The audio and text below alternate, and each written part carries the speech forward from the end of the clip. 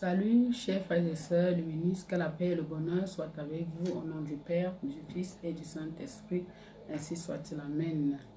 Quatrième séance d'enseignement de le ministre 317 Mapoupe du Cameroun. L'objet de cette séance sera axé sur 4 points. Le baptême, la communion, le dernier du culte et l'importance du chapelet. Avant tout, il faut rappeler que nos enseignements sont un processus de croissance pour l'esprit de l'être humain. Donc, de l'ignorance à la connaissance et de la connaissance à l'élévation.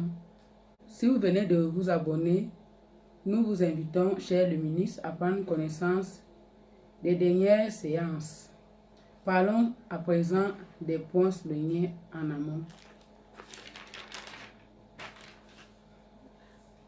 À partir du baptême, le Saint-Esprit oriente facilement un être humain.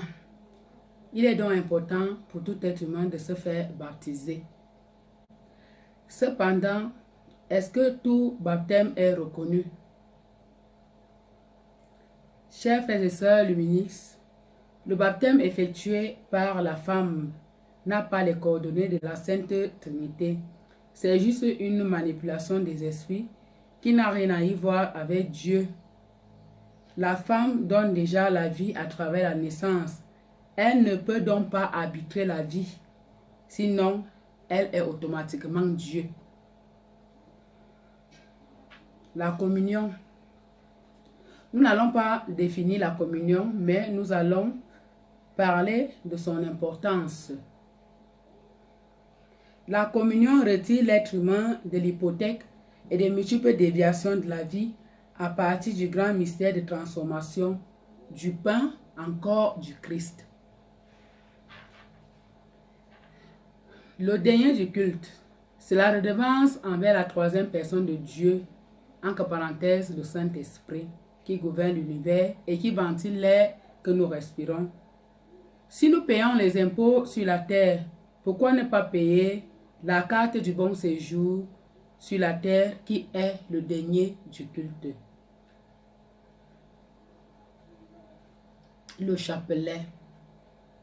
Le chapelet est un pont qui relie les humains à Dieu. Au royaume céleste, il y en a des milliers et des milliers de chapelets, y compris le chapelet des musulmans, qui a l'invocation de Dieu est grand. Dieu est grand qui signifie Dieu est Dieu et Dieu est vrai.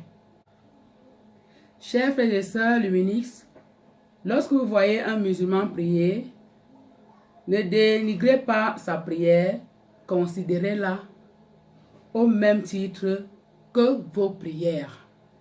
Ainsi soit-il. Amen.